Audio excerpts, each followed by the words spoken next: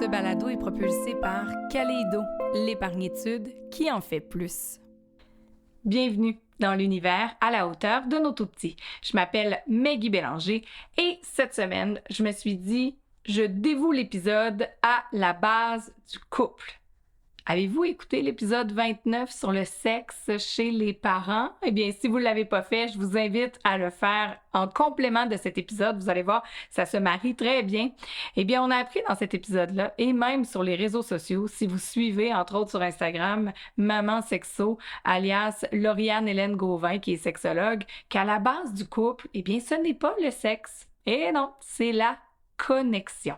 Alors, on va parler de cette connexion qui est si importante avec Lauriane Hélène, mais également avec Pierre Ouellette, qui est propriétaire de la clinique L'Intervenant, qui est située à Saint-Eustache, chez les travailleurs sociaux. On va regarder ensemble, j'aimais bien ça, avoir une femme, un homme, pour voir toute cette dynamique-là dans le couple. Comment également préserver notre connexion, aussi l'intimité, parce qu'on le sait, quand on a des enfants, on travaille, on est épuisé, c'est pas toujours évident. Comment aussi peut-être mieux partager les tâches pour que ça réponde aux besoins des deux conjoints et éviter certaines sources de conflit le plus possible. Et dans le segment coup de cœur, je trouvais que c'était tellement important, j'ai voulu aller encore plus loin en discutant avec Marilyn Beauchemin, qui est sexologue et psychothérapeute. On a regardé ensemble les bris de connexion. Parce que ça arrive, là, je vous le dis, chaque couple se déconnecte à certains moments. Mais à quel moment on doit se poser des questions? À quels signaux il faut peut-être porter attention pour se dire « Oh, peut-être qu'il y a quelque chose. » Est-ce qu'on doit consulter?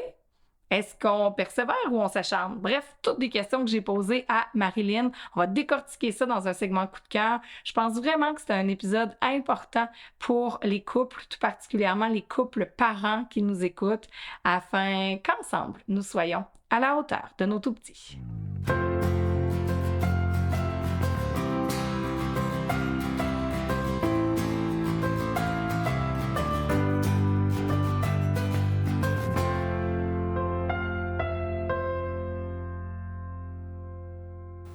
J'ai eu plein de coups de cœur pour plein de sujets, mais celui-ci, c'est particulier pour moi. Je trouve que c'est essentiel qu'on en parle. Avant d'être des parents, nous étions un couple. On connectait, on arrivait à se retrouver. Si on a choisi notre partenaire de vie, c'est parce que quelque part, il y a quelque chose qui cliquait. Bon, on le sait, la routine s'installe, le temps passe, les enfants arrivent, mais je pense que la connexion, ça demeure crucial dans le couple. Puis j'aimerais ça vraiment qu'on essaie de démystifier tout ça aujourd'hui. Et d'entrée de jeu, j'aurais envie de vous demander comment on fait pour rétablir le code de connexion entre, disons, le chum et la blonde, si on veut. Bien, d'emblée, je parlerais de zone d'intimité. C'est un peu comme ça que je l'appelle quand j'aborde le sujet avec des couples en bureau. Donc, cette zone d'intimité-là, ça vient chercher... Tu sais, l'intimité, c'est large, hein? Mais... Moi, de la façon que je l'explique, c'est que ça vient chercher tout ce qui nous appartient juste à toi puis moi en tant que couple. Que ce soit, oui, par des attentions physiques comme un clin d'œil, une caresse, que ce soit par des petits cadeaux, OK, mais que ce soit par un comportement qui est avenant sur un truc que je sais qu'elle aime ou que moi... Lorsqu'on est venu ici à Québec hier, moi, j'ai oublié de prendre mes petits jujubes. Mais ma blonde, elle y a pensé.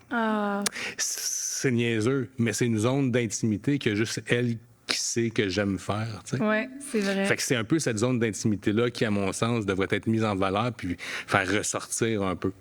Absolument. Ben, tu sais, moi, qu'est-ce que j'ai vraiment remarqué, en fait, dans, justement, en bureau, quand que je fais des publications ou des podcasts ou dans les études, souvent, on est ramené à l'intimité comme corporelle, du corps, physique, parce qu'on a tellement été dans une roue physique avec la grossesse, tu sais, le bébé qui est dans le ventre. Puis là, on est toujours ramené à ça, qu'on dirait qu'on perd cette partie-là, puis là, on sait comme plus comment s'y retrouver quand que bébé est là. C'est comme une autre partie de nous-mêmes, qu'on ne sait plus qui on est. On essaie de revenir à un certain initial dans l'intimité, alors que dans le fond, ça peut avoir tout à fait changé. Puis c'est de se connecter sur plusieurs autres choses, tu sais. Ouais.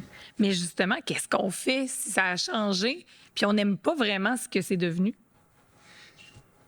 Je pense que l'idée, c'est de s'en parler, être capable de s'asseoir, parce que d'abord, avant tout, pour avoir un enfant ou une famille, on s'en est parlé. Donc, si on est capable de se parler de sujets comme ça, on est capable de se parler de où est-ce qu'on est rendu comme couple maintenant.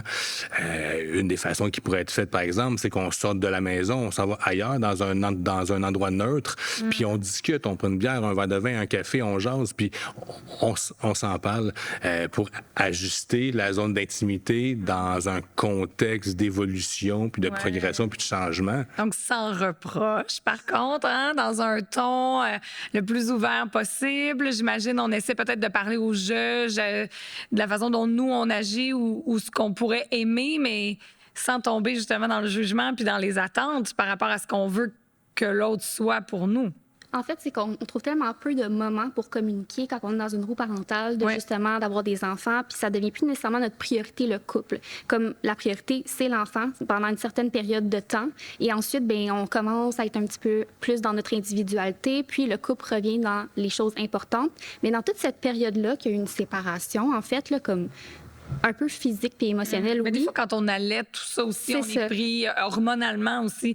Notre vie a beaucoup changé, donc le couple n'est plus nécessairement la priorité aujourd'hui. Exact. Puis à un moment donné, ça revient une priorité, puis on essaie justement de se redécouvrir dans tout ça, mais dans toute la période qu'on n'a pas eu de temps de se parler ou de communication ou de connexion, bien, ça crée des frustrations. Puis à un certain moment, on n'a pas le choix d'en parler. Puis souvent, ce qu'on va voir, c'est que les gens, ça va exploser, justement. Puis ça va être des reproches, puis ça va être des petits pics ici et là, puis de se faire picosser sur le bord du comptoir, tu sais, alors que avant d'avoir des enfants, on était capable de s'asseoir. En même temps, c'est pas tout le monde qui est capable de le faire non plus, mais c'est aussi de se remémorer que c'est plus grand que nous-mêmes. Quand on est devenu parents, on s'occupe de d'autres personnes autour de nous, donc on doit créer une certaine stabilité.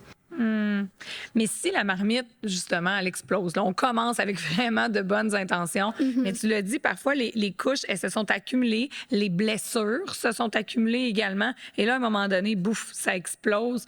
Comment gérer ça sans se créer d'autres blessures à plus long terme, puis embarquer dans une espèce de roue de souffrance?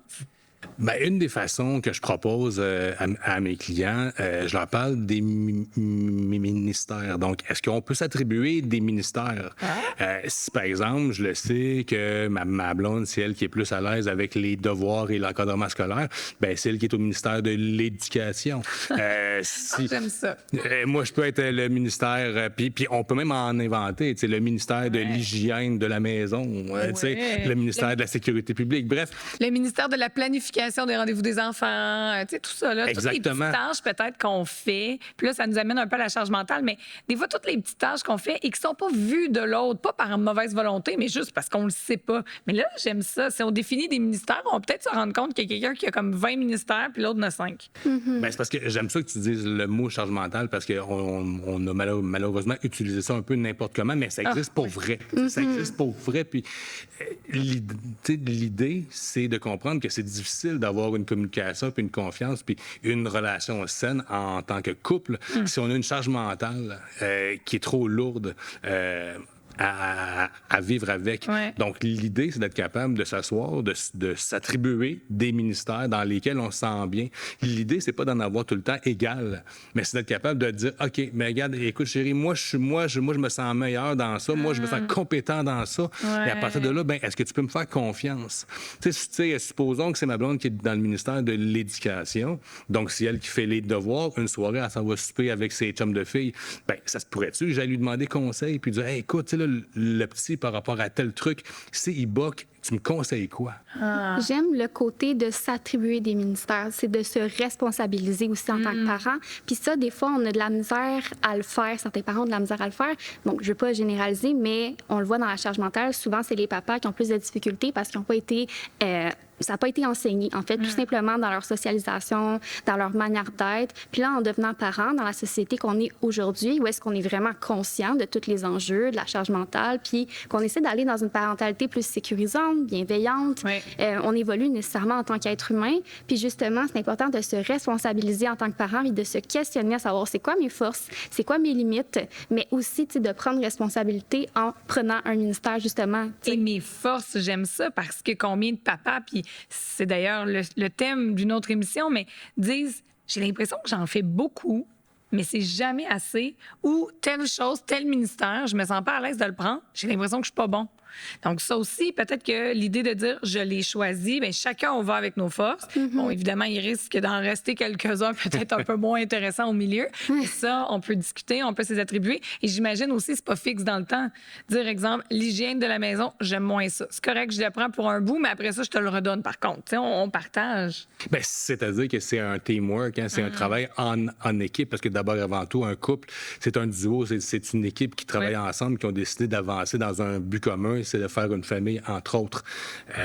Donc, oui, c'est possible, effectivement, qu'il y ait des périodes où est-ce qu'il y en a un qui se présente, tu sais, un peu comme au hockey, hein, il y en a un qui se présente pas, ben c'est les autres qui prennent le relais pour le backer, pour le supporter. Ben, c'est un peu le même principe. Un couple, c'est une équipe, puis ensemble, on va construire quelque chose, mais avant d'être parent, il faut être capable de se construire en tant que couple aussi. Exact. Puis ça nous ramène dans l'intimité, justement, parce que, tu sais, oui, il y a les enfants, puis justement, il faut régler ce dossier-là avant d'aller dans « faut connecter en tant que couple », parce qu'à un moment donné, si on a plein de frustrations, justement, dans la charge mentale, dans comment on s'occupe de nos enfants, puis on n'est pas capable de connecter parce qu'on a trop des frustrations qui sont accumulées, puis qu'on peut pas nécessairement déléguer ou qu'on peut juste comme communiquer, justement. C'est vrai. Je pense que c'est important de mettre ça d'avant-plan puis de se dire, OK, présentement, moi, je me sens overwhelmed par ça. J'aimerais ça qu'on en discute puis qu'on fasse comme une répartition des tâches sans nécessairement que ce soit juste la femme qui fasse comme, ah, mais je suis tannée, là. Plus. Parce que, des fois, on le fait peut-être par réflexe puis on s'en rend juste même pas compte. Ouais. Il faut prendre un petit pas de recul.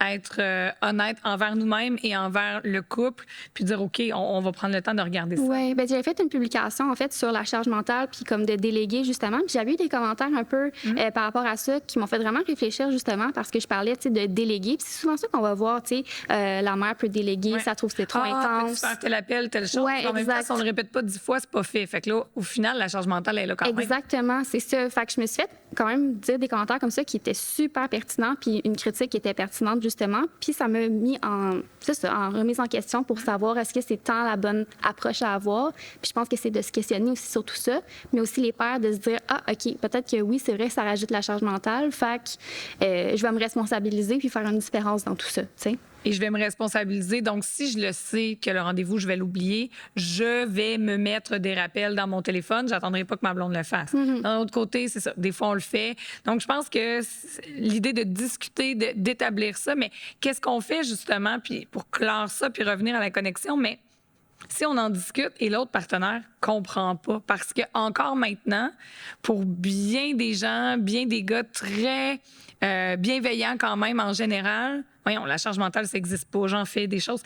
Comme c'est pas concret, tu sais, c'est un peu abstrait quand même, ça devient une charge, appelons-la de planification. Donc, des fois, elle n'est pas toujours vue. C'est quoi? On fait une liste de ce qu'on fait, mais en même temps, ça peut devenir des reproches. Comme si l'autre, il voit pas la différence, comment on amène ça? Bien, c'est que c'est dur dans le sens où, effectivement, la plupart des choses qu'on fait, c'est abstrait dans le sens où prendre un rendez-vous, c'est concret, mais tout ce qui tourne autour de ça, penser au transport, penser au temps, penser au devoir, penser au souper. Juste la cuisine, c'est ça. Exactement. C'est juste des choses qui sont plus abstraites. Ceci étant dit, j'ai pas l'impression que l'idée, c'est de faire réaliser à l'autre puis de tomber dans la comparaison de moi j'en fais plus puis toi t'en fais moins. J'ai plus l'impression que en s'attribuant justement, en se responsabilisant soi-même en tant que mère dans ce cas-ci, puis dire bon ben moi je vais prendre en charge plus telle ou telle chose parce que je le sais que moi je suis bonne dans ça et non pas que lui il n'est pas bon. Je pense que l'idée c'est plus de se valoriser dans les choses dans lesquelles on est bonne. Une fois qu'on arrive à instaurer ou à installer une dynamique comme celle-là, il y a la notion de confiance, par contre. Il faut apprendre à faire confiance à l'autre. Oui, à soi-même, mais à l'autre aussi. Puis c'est pas parce que moi, je prends le rendez-vous 3 jours avant, puis que je prends une chance qu'il y ait une place, puis que la mère l'aurait peut-être fait 3 semaines avant, bien, il faut peut-être faire confiance à celui qui l'a pris, puis dire, OK, je le sais que c'est important pour lui de prendre le rendez-vous pour notre enfant, fait que je vais lui faire confiance. Puis s'il le fait à la dernière minute, bien, c'est pas parce qu'il l'aime moins ou c'est pas parce qu'il est moins responsable, c'est son mode de fonctionnement. Oui. Mais là, s'il manque des rendez-vous, à un moment donné, ça aussi, ça peut causer des frustrations. C'est ça aussi, il faut faire attention parce que des fois, c'est pas fait comme je voudrais le faire, donc je vais le faire moi-même. Ça peut être un mauvais réflexe. Ben, la bonne question à se poser, j'ai l'impression, c'est est-ce que ça amène un bris de fonctionnement? C'est sûr que si un des deux parents oublie tout le temps de prendre le rendez-vous pour le dentiste puis que l'enfant finit avec un traitement de canal, on s'entend, il y a effectivement une forme de négligence dans ça. Par contre, s'il n'y a pas de bris de fonctionnement ou ça ne touche pas la santé, la sécurité et le développement... Absolument. Et pour revenir à la connexion dans le couple, tu le nommais bien, Pierre, tantôt, tu dis c'est une forme de connexion ou d'intimité qu'on a avec notre conjoint ou notre conjointe. Mais qu'est-ce qu'on fait si, avec la venue des enfants, on a justement l'impression que la connexion, s'est perdue avec le temps, puis qu'on voit peut-être que notre conjoint connecte avec d'autres personnes. Tu sais, ça peut générer, ça aussi, un sentiment de rejet, d'humiliation, une certaine forme de jalousie. Comment on agit dans ce contexte-là? Tu veux dire connexion avec d'autres personnes? Oui, mais pas nécessairement. Tu sais, j'allais pas dans la sexualité trompée, mais tout dépendamment du langage qu'on a avec notre conjoint. On voit, je sais pas moi, qu'il y a des petites attentions pour certaines personnes de la famille ou d'autres, ou qu'avec des amis, mon Dieu, ils rigolent, puis ils se font des clins d'œil, puis ça a donc bien l'air facile. Puis qu'à la maison, il me semble que tout est compliqué. Bien, déjà, de mettre la base, puis de parler ensemble, de communiquer, justement, puis dans un contexte neutre, puis de se dire ces choses-là, c'est d'enlever ces frustrations-là. Fait que c'est d'y aller d'une couche par une couche pour justement se permettre de connecter. À ce moment-là, peut-être qu'on va voir que, c'est parce que j'ai l'impression que tu n'as plus envie que je te donne certaines attentions ou que c'est moins perçu comme quelque chose de le fun ou whatever la raison. Ça pourrait avoir plein de raisons, justement, mais de communiquer en disant, tu sais, c'est pas parce que présentement je suis trop fatiguée pour qu'on se couche ensemble puis qu'on se colle ou qu'on écoute des émissions ensemble que ça me tente pas que tu viennes me donner, juste me flatter le dos une fois de temps en temps ou que tu me donnes des attentions. C'est juste d'être clair dans tout ça. Puis souvent, moi, qu'est-ce que je vais voir au bureau, en fait, là, c'est que les gens ont peur que les petites attentions physiques comme ça mène à une relation sexuelle alors qu'ils n'en veulent pas. C'est que là, ils se disent, tant que je le caresserai pas si je suis pas capable d'aller jusqu'au bout, par exemple. Exactement, comme une finalité, comme si l'intimité physique devait se rendre à une finalité de pénétrative, en fait, ou de coït pour se dire, on peut pas avoir d'autres formes d'intimité parce que tant qu'à en avoir, on va avoir ça au complet, tu sais. Je comprends. Mais c'est d'être clair dans les besoins puis de se dire, écoute, j'ai vraiment besoin des fois de me coller avec toi, mais j'ai pas envie de se rendre toujours à ça, puis j'ai pas envie que tu aies ces attentes-là envers moi non plus. Puis encore une fois, on revient à être dans un milieu neutre puis d'en discuter ensemble. Faut pas être gêné de parler de ces choses-là. C'est normal de mettre les points sur les i puis de se respecter. Puis c'est normal aussi d'avoir des attentes puis des besoins différents. C'est juste d'être au moins en accord dans les choses qui coïncident. Oui. Puis les choses qui ne coïncident pas. Oui, puis à l'inverse, si je peux me permettre, j'imagine aussi qu'on peut se poser la question dans le sens où si je vois mon conjoint ou ma conjointe donner des petites attentions à telle ou telle personne, à mes beaux-parents ou à mes parents, puis à ci, puis à ça, mais de peut-être pas voir ça comme un rejet ou de voir ça comme un déshonneur face à notre relation, mais que peut-être juste que pour lui, ça lui fait plaisir d'être comme ça. Je pense qu'il faut aussi garder en tête que notre relation se transforme. Oui, on est des parents, oui, on est des couples, on est un couple, mais veut pas, ça s'inscrit ensemble et ça s'emboîte ensemble. On peut plus le dissocier maintenant. Non, je pense qu'effectivement, il y a comme des modalités puis des paramètres qui changent puis qui reviendront peut-être jamais. Mais si on apprend à vivre dans cette transformation-là ensemble, peut-être qu'on est capable d'en arriver à quelque chose qui est plus doux dans le passage, dans le... Et est-ce que ça peut valoir la peine, justement, de mettre en place peut-être un cadre de connexion, de se dire, t'es généreux. Il y a des gens qui sont très kinesthésiques, là, ils vont toucher tout le monde, tout ça. Mais est-ce qu'on peut discuter puis se dire qu'il y a une certaine forme de connexion qui est intime, qui est privée à nous deux, de se mettre des balises pour s'assurer du respect de l'autre. Et si jamais l'autre personne, ses besoins sont plus grands, là, à un moment donné, il faut aussi accepter que ça se peut, je dis pas se tourner vers l'extérieur, mais trouve d'autres façons de combler son besoin. Parce que tantôt, on parlait, là, on peut dire la mère dans certains cas, mais est exténuée, a peut-être moins envie ou va aller chercher une forme de rapprochement physique, par exemple, avec le bébé au niveau de l'allaitement. Il y a une certaine chaleur humaine. À un moment donné, le papa, des fois, il peut avoir besoin de se coller aussi, mais là, la maman est épuisée. Donc, comment on se fait pour se respecter des deux côtés sans dépasser une limite qui, là, deviendrait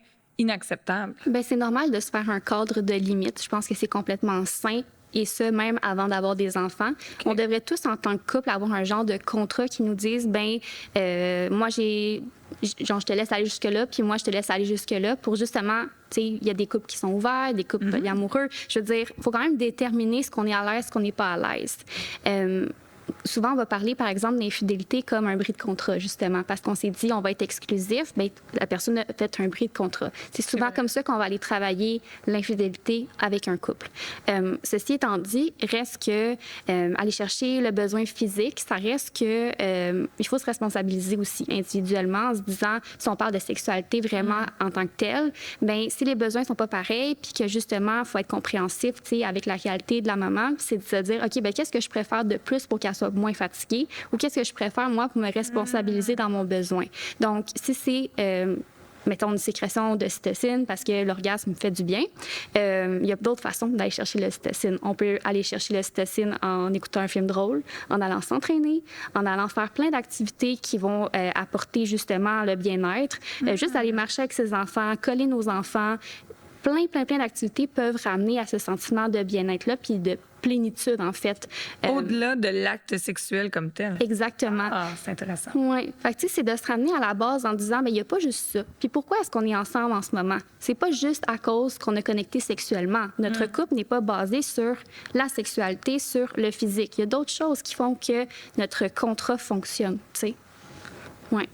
J'aime beaucoup ça, d'accepter que peut-être que pendant une période de temps, le volet sexualité va être mis sur pause, disons, vraiment la relation sexuelle dans le couple, mais n'en demeure pas moins que notre contrat étant basé sur plein d'autres critères, on peut continuer à connecter puis à être ensemble. Exactement, de la façon, puis je vais essayer de l'imaginer le mieux possible, mais de la façon que je le présente au couple, c'est que initialement, on est deux cercles, mais deux cercles qui ne se touchent pas. Donc, on est indépendants. À partir du moment où est-ce qu'on décide d'être en couple ou de faire des projets ensemble, comme de fonder une famille, les cercles commencent à s'entrecroiser ensemble. Cette zone commune-là des deux cercles qui s'entrecroisent, ça, c'est la zone d'intimité. Ça, c'est la zone qui nous appartient en tant que couple, en tant que famille, en tant que parents. Naturellement, au fil des années, l'espace des deux cercles qui s'entrecroisent peut varier. Plus, moins. Et c'est normal. C'est peut-être d'être conscient de ça puis de dire, OK, là, on passe une période qui est plus tough. Moi, ce qui m'aide à me sentir bien dans notre relation, c'est la sexualité. Mais là, je comprends que présentement, bien, on est moins dans ça pour mille et une raisons. Mais ça ne veut pas dire que les cercles ne sont plus entrecroisés ensemble. Et que ça ne reviendra pas. Exactement. C'est très possible que ça revienne. Par contre, il ne faut pas penser que parce que l'espace commun des deux cercles est plus petite, qu'il n'y a plus rien. Ça peut être possible qu'il n'y ait plus rien.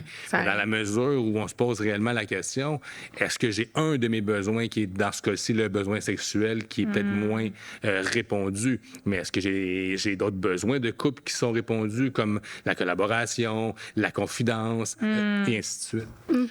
J'aime vraiment l'idée, c'est très visuel, des cercles, parce que, est-ce que je généralise, mais j'ai l'impression qu'une fois qu'on a trouvé la bonne personne, celle avec qui on a envie de fonder une famille, ben là, on se dit, notre couple va bien, c'est solide, let's go, on se lance. Mais ça varie, un couple. Puis on peut avoir des moments difficiles et ça veut pas nécessairement dire qu'on est à la fin de l'histoire. Parfois oui, parfois non. Comment on fait si on a ce genre de questionnement-là, qu'on se garde, j'ai l'impression qu'on connecte plus, j'ai l'impression que ça fonctionne plus, de tracer la ligne entre parfois un moment rough puis de se dire, OK, ben c'est peut-être la fin.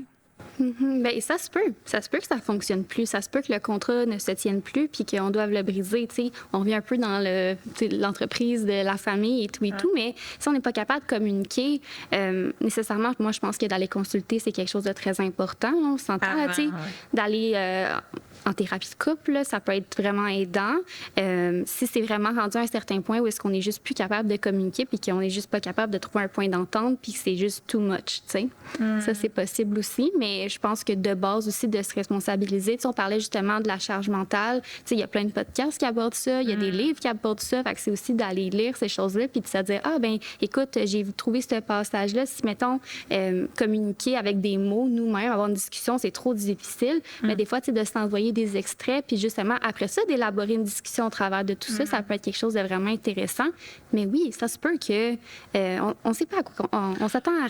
On Il y a a quelque aucune idée chose. de demain, qu'est-ce On qui va ne sait pas arriver, c'est quoi devenir parent, parce que chaque enfant est différent, mais chaque personne est différente aussi. On ne sait pas comment on va être comme parent. On ne sait pas comment notre enfant va être en tant que tel. Fait que ça se peut qu'à un moment donné, on ne sait juste plus comment gérer tout ça, puis on se rend compte qu'on n'a pas les mêmes valeurs, puis qu'on n'a pas les mêmes intérêts. Bon, est-ce qu'on a envie de travailler ça ensemble pour ramener tout ça, puis d'être sur la même longueur d'onde, puis justement que le cercle soit vraiment plus rapproché, ou on décide de justement se séparer, puis de redevenir deux cercles. J'ai de la misère. On dirait que j'ai dit sexe, tu sais. Ça va bien, sexologue. Formation professionnelle. Oui, c'est ça. Mais je pense aussi que c'est une question de, tu sais, je reviens à ce que je parlais tantôt au niveau du bris de fonctionnement, dans le sens où quand que, tu sais, pour tracer la ligne dans ce que tu demandais, dans ce que tu disais, comment on fait pour savoir, tu sais, est-ce qu'on est rendu au bout de la route en tant que couple ou est-ce qu'on est encore capable d'y remédier? Ouais. Une des façons que je pourrais avoir tendance à aborder le sujet en bureau, c'est de parler du bris de fonctionnement. Donc, est-ce que notre couple est en train de nuire, est en train d'amener des bris de fonctionnement dans nos sphères de vie, donc sphère professionnelle, sphère amoureuse, naturellement, sphère sociale, sphère de ma santé physique, ma santé émotionnelle, avec les enfants. Donc, si je me rends compte ou si on se rend compte que notre relation amène certains bris ou ralentissements de fonctionnement sur une période qui est prolongée, qui est constante, il y a peut-être des questions sérieuses à se poser. Tellement. Bien, c'est vrai, c'est de se questionner à savoir, OK, notre capacité de communication, finalement, on pourrait peut-être la travailler justement parce qu'on n'est vraiment pas capable de se dire les vraies affaires, puis on ramasse toute cette frustration-là, puis à un moment donné, ça devient too much, puis ça explose, tu sais.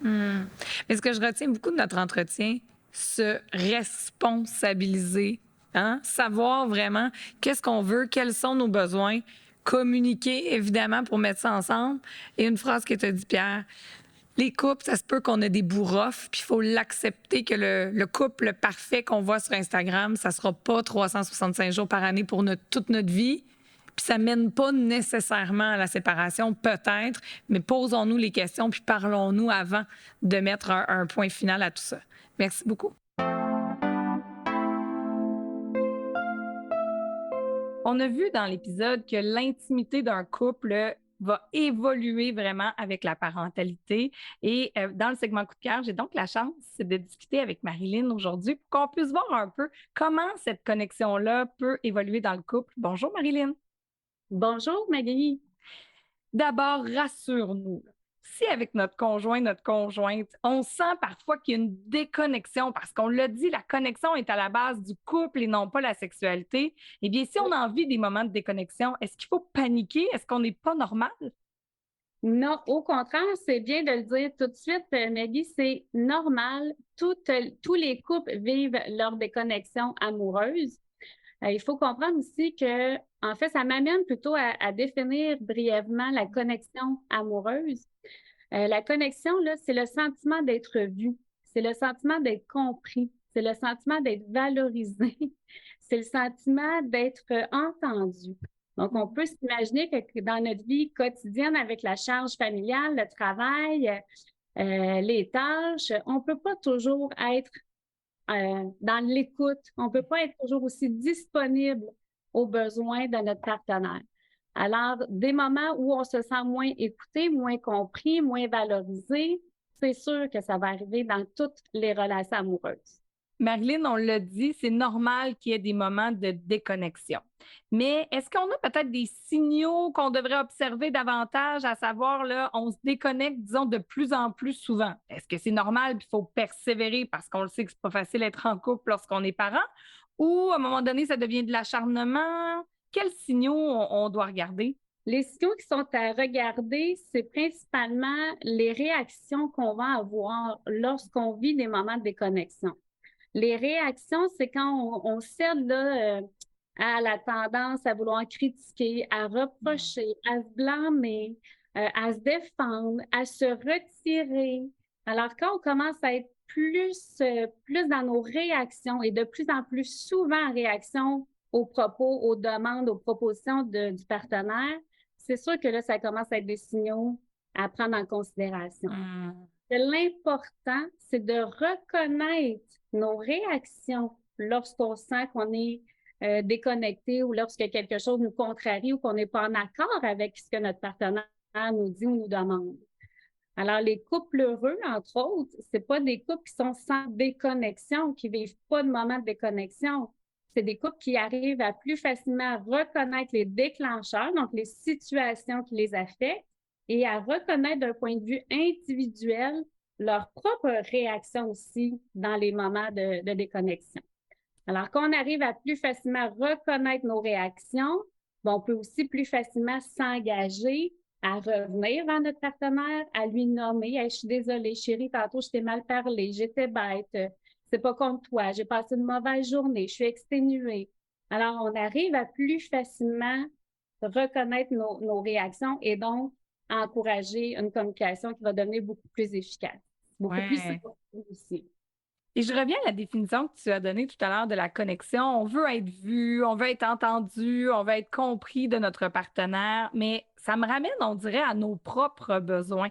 Je prends un exemple, on revient d'une journée de travail, on est exténué ou on a eu vraiment une mauvaise journée, on s'est chicané avec quelqu'un au bureau, peu importe. Les enfants sont extrêmement exigeants. Puis là, le partenaire arrive, puis on a l'impression qu'il y a quelque chose à nous demander. Est-ce qu'on pourrait déjà dire une espèce de time-out? Écoute, aujourd'hui, là, j'ai pas de patience, je m'endure pas, je suis de mauvaise humeur, c'est pas contre toi, mais on se parle quand les petits sont couchés, on se parle demain, mais là, aujourd'hui, c'est pas un bon moment.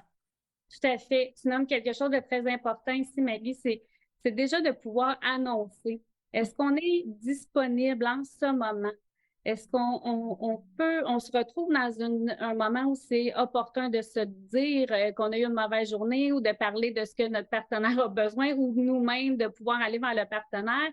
C'est important d'essayer de prendre conscience de soi, mais de prendre conscience aussi de l'autre. Est-ce que c'est un bon moment pour lui, pour elle? Ou au contraire, je vois que là, les enfants, comme tu dis, sont agrippés à ces gens, mais on est en train de faire le souper, on a les devoirs, le bain après. C'est peut-être pas le bon moment. Et là, on risque de se déclencher dans nos réactions. Et là, ça peut escalader, puis c'est pas ce qu'on se fait. Ouais. C'est pas ce qu'on veut comme échange. Et si on se rend compte là, que ces moments-là de déconnexion et d'escalade arrivent de plus en plus souvent, à quel moment c'est opportun de consulter justement avant de se rendre peut-être un petit peu trop loin, puis des fois de dire quelque chose qui pourrait dépasser notre pensée ou de commettre des gestes, que ce soit l'adultère ou autre, qui pourrait venir là, vraiment détruire les bases de notre relation? C'est important de prendre en considération, comme on dit, notre cycle de réaction. C'est important de reconnaître nos déclencheurs. Puis c'est important aussi de consulter quand on sent qu'on n'arrive plus à se dire les choses d'une façon aussi sensible ou on n'arrive pas à se sentir aussi compris. Tu sais, les couples souvent vont arriver en thérapie puis vont dire on se comprend plus. On parle là, souvent on essaie de se parler des mêmes sujets, puis au final, on règle jamais rien. Alors ça, c'est un indicateur qu'on a un cycle de réaction et on voit aussi qu'au fil des conversations, le couple tombe toujours dans le même cycle. Hmm. Ils vont même arriver des fois en consultation puis ils vont dire, c'est pour une banalité, on s'est chicané parce que la pinte de lait était mal placée dans le frigo. La situation peut avoir l'air banale, mais quand on regarde les besoins sous-jacents qui ont peut-être pas été compris et entendus, ça, c'est pas banal. Hmm. C'est là qu'on peut tranquillement arriver à accéder à des choses qui sont pas dites quand on est en réaction et qu'on veut accéder quand on vient en thérapie de couple. Parce que je pense que les études nous montrent là, que la majorité ou la moyenne des couples attendent quand même assez longtemps avant de consulter. Tu sais, des fois, on est peut-être un peu gêné ou est-ce qu'on peut avoir l'impression que le fait de consulter, ça vient mettre un étampe de dire on a un problème comme couple ou à l'inverse, on est mieux d'y aller en prévention qu'en réaction? Bien, effectivement, les couples démontrent que les couples attendent en moyenne 6 ans avant de venir consulter C'est ensemble. beaucoup. C'est beaucoup. Puis ce qui arrive quand on attend pour différentes raisons, puis c'est comprenable aussi que certains couples attendent, ce qu'on réalise, ce qu'on remarque dans notre bureau, c'est que les couples sont cristallisés. Ils ont une perception qui est cristallisée par rapport à soi, par rapport au partenaire, parce qu'il faut comprendre que quand nos besoins sont plus aussi bien exprimés, qui sont pas entendus, qui sont pas compris, qui sont pas validés, bien, c'est comprenable qu'on se bâtisse une interprétation puis une perception à partir des réactions qu'on va voir de un et de l'autre. Si, par exemple, moi, je donne souvent un exemple, on arrive du bureau, on a eu une grosse journée, on a le plus jeune qui est accroché à nos jambes, on fait le souper, on a le plus grand qui nous demande, puis maman, qu'est-ce qu'on mange, puis on se retourne, puis le partenaire ou la partenaire est en train d'écouter la télé ou des vidéos. Ça se peut que ça vienne nous chercher et là, on va peut-être réagir à ça. Et plus cette situation-là se répète, plus on va bâtir une perception de « il n'est pas disponible pour moi, elle n'est jamais là, c'est moi qui s'occupe de tout ». Alors, vous voyez, c'est ce genre de perception-là qu'on va construire à partir de nos interactions et nos réactions face à nos besoins qui sont peut-être pas aussi bien nommés ou exprimés. Et si un des deux partenaires veut justement consulter et que l'autre ne veut pas, est-ce qu'il y a moyen de faire un travail sur soi, mais qui pourrait être bénéfique pour la relation? Est-ce qu'on est obligé de toujours consulter en couple ou le fait de le faire individuel peut quand même avoir des impacts sur la relation? C'est une question très importante, très pertinente.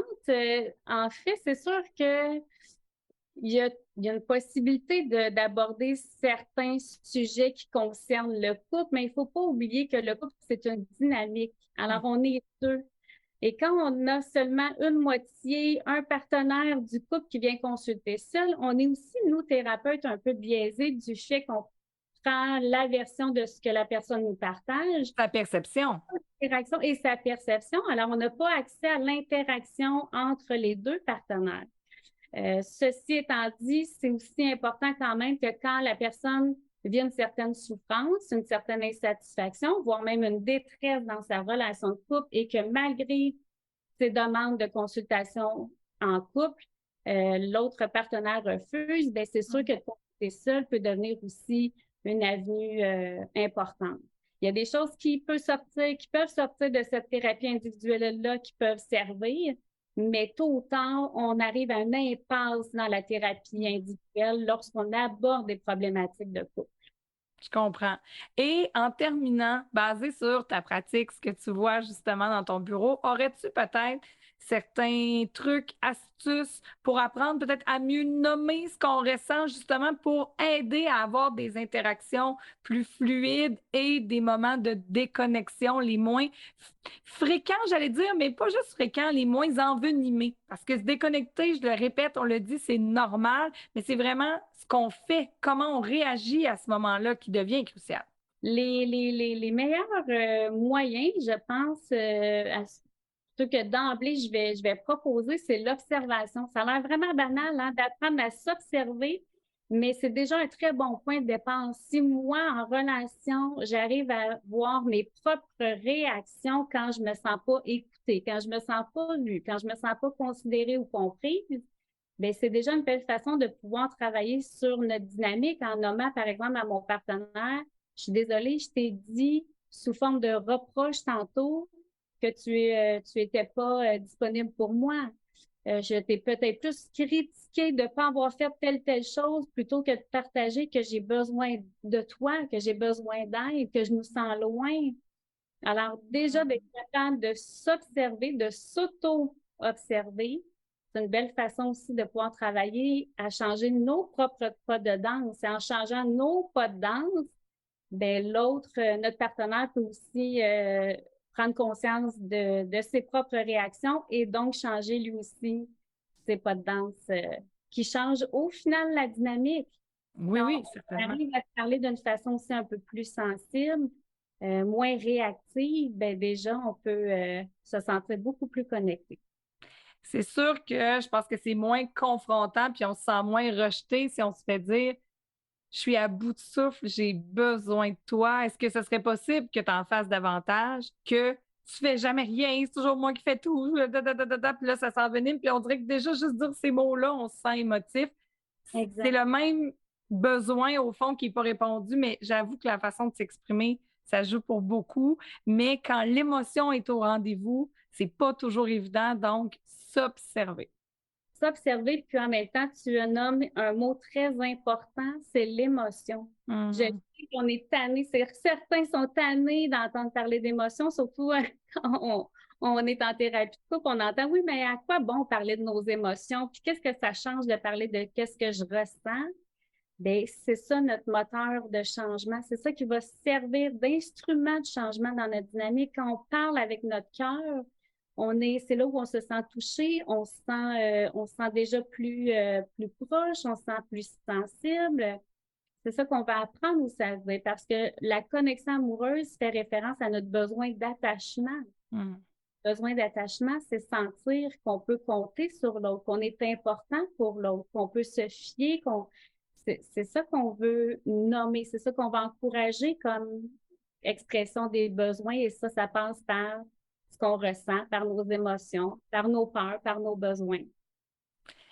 Ça revient, hein? Puis on en parle même dans d'autres épisodes pour nos enfants, apprendre à les laisser ressentir, vivre leurs émotions, savoir nommer nos besoins. Et bien, on le retrouve même maintenant dans la connexion dans le couple. Je pense que ça nous rappelle toute cette importance-là.